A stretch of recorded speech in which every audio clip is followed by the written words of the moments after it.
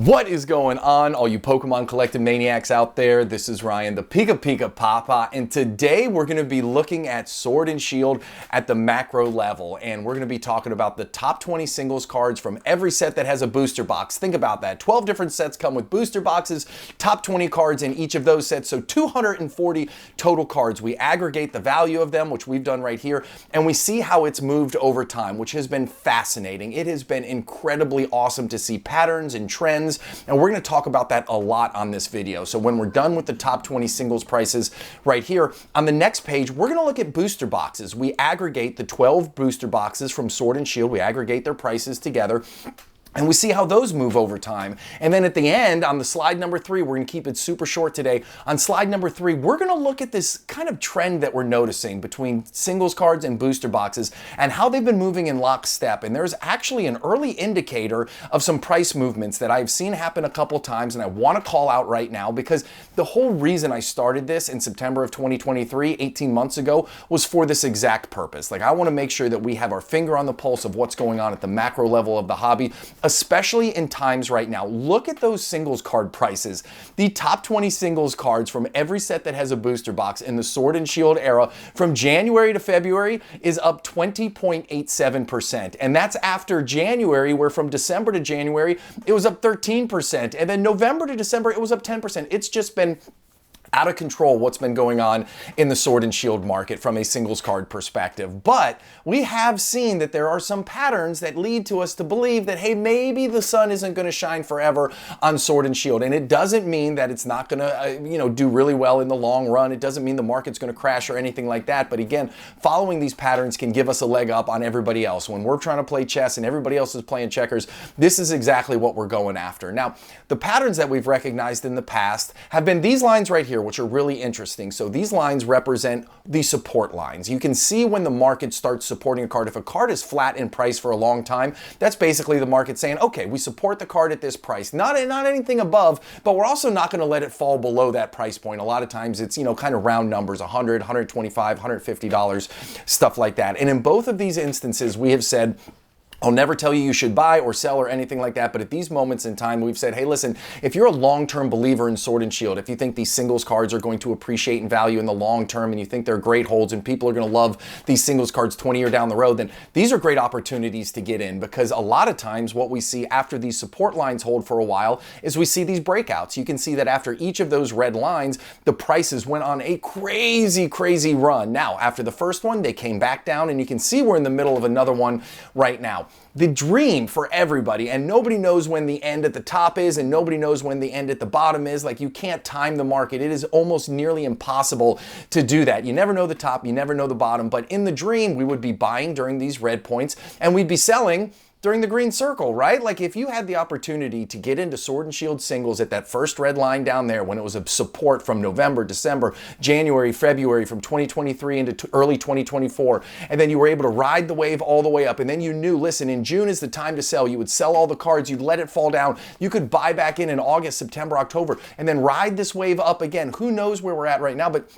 that would be the dream. The reality is, though, it's really hard to tell when that happens, but we have seen some patterns that we're going to talk about today, and that's the whole reason this channel exists. That's why I do what I do. That's why I started doing this 18 months ago, because I think this information is really, really helpful. So again, we're going to keep this short today. We're not going to go through all the individual sets, but these are the patterns that I've been talking about. And look at on the left-hand side of that, right? You can see the red, green, red, green. It seems like the patterns are very cyclical, right? When we first started doing this, things were in the process of coming down after some really high highs in the Sword and Shield, kind of the end of the Sword and Shield era, in the beginning of Scarlet and Violet. Then they were coming down, then they started to go up again, right? The booster boxes at the Pokemon Center here in the US started to sell out, the ones that were left, and we saw the singles cards really price up. We thought it was almost a bit of a FOMO. You see that the singles cards prices in May went up 35.69% month over month. And then we were talking about, listen, there's going to be some regression. It can't keep going up and to the right forever.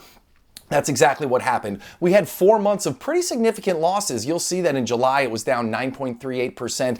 August it was down 10.12%. Then it started to balance out in September and October a little bit, and then it started to climb again, and climb it has. Now, I keep this information and I aggregate it on the 15th or right around the 15th of every single month. So you're going to be watching this after the 15th, but the reality is in order for this to be valid, you want to make sure that you collect the information at the same point every month. So we keep it about the 15th of every month.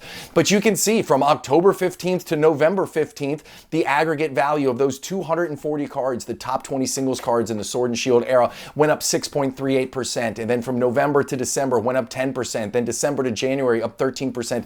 And January to February it went up 20.87%. Just an incredible growth in singles cards in the Sword and Shield space over the last 4 months, and I'm really excited about that. But what's interesting to me, and the reason I picked this was the time where we were just going to focus on this pattern and trend recognition, is because of what we saw in the booster box space. So just like I have the singles cards, I also have the booster box. Now remember, 12 booster boxes in the Sword and Shield era. I aggregate those booster box prices, which gives us this number. Now in September of 2023, if you were to buy one of all 12 booster boxes from the Sword and Shield era, it would have cost you $2,058. Now if you were to do the same thing on February 15th, that would have cost you $4,346, up 111% over the last 18 months, which is just incredibly hard to conceptualize how much growth has been going on in these booster boxes over the last 18 months. It is wild. I don't want to call it unhealthy, but it is just crazy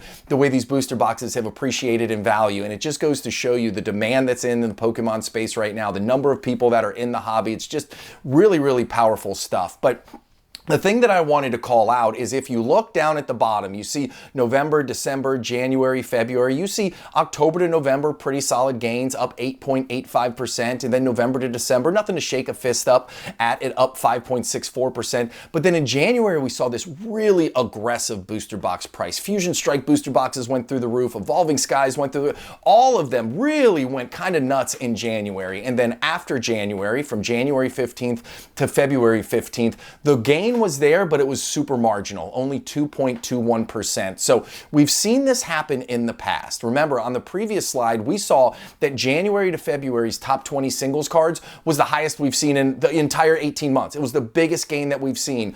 However, December to January, from the booster box perspective, was the highest we've ever seen. So there's a little bit of a leading and lagging indicator here that we're going to talk about. The other thing that I think is really interesting, if you can kind of mentally remember the graph from the previous slide, is there's way more volatility in the singles card space than there is in the booster box space. You see the booster boxes kind of was flattening out, support, support, support. Then it goes to a more gradual upturn versus where in the singles card space, we saw that really sharp spike, sharp decline after that. And yeah, you know, after they went up, they did slightly decline a little bit. And then they got really hot here at the other end. But, you know, I am a big believer in mixing the collection. I collect singles cards. I also collect, you know, sealed products as well. But this is a real good way to understand the sharp contrast between singles cards and sealed product, right? Now, singles cards, nothing to shake a fist up 86% over the time period. Booster boxes are up 111% over the same time period. Obviously, sealed product booster boxes, you know, is the winner right now. But as we get into year 3, 4, 5, it's going to be interesting to see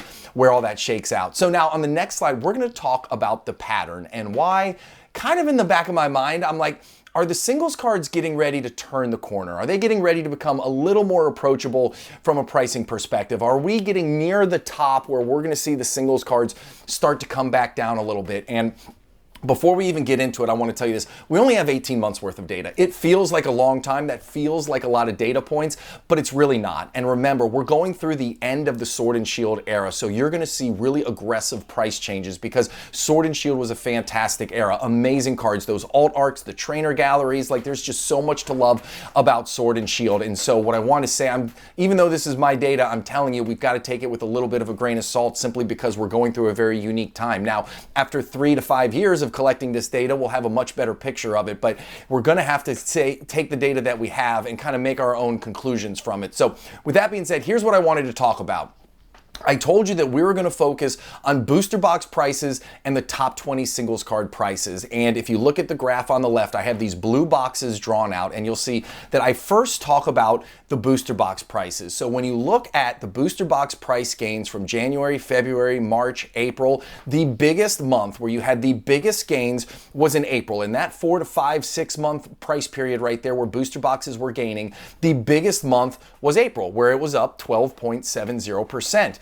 And then when you look at the singles cards on the right-hand side, that top 20 column right there, you'll see that in the same period when the top 20 singles cards were growing, right, when the booster boxes were growing as well, you'll see that the biggest growth came in May, the month after the biggest month of growth for the booster boxes, which was interesting. Then I went and I said, okay, well, let's see. We're in the middle of a second upcycle where the prices are growing, so let's do a comparison here. So in the middle of this second upcycle, what do we see? We see the biggest booster box price gains came in January. January was up 30.39%. And then what do you see in February? February, you see the biggest singles cards price gain of that little uptrend cycle right there, up 20.87%, which is incredible. And again, if you think about it too, that is insane. For these cards to go up 35.69% in May and then up 20.87% in February of 25.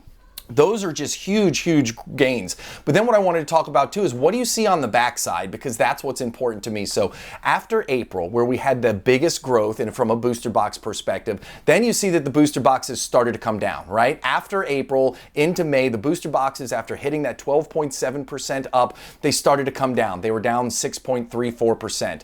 Then in January, where we saw that 30.39% during that upcycle, what happened? The very next month, it's still up, but nowhere near the growth. So what happened in the singles card space, right?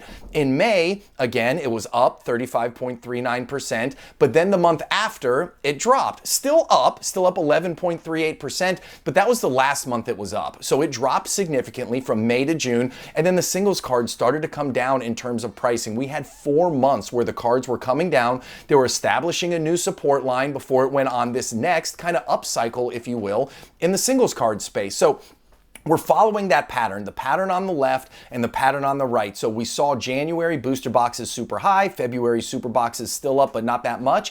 February singles cards super high. What are we going to see in March? In March, are we going to see lower than 20.87% singles cards growth like we saw from May to June? And then in April, are we going to start to see them fall even further? Are we getting near the point where we're hitting the peak for this upcycle and we're going to start to see the cards come down? Are we going to start to see new support lines formed? And then how long are those support lines going to be there? Are we going to find them for another 2 or 3 or 4 month period? Or because the prices are so much higher than they were before, are we going to see a longer period of support lines? Are we going to see a longer period of price depreciation where they continue to come back down?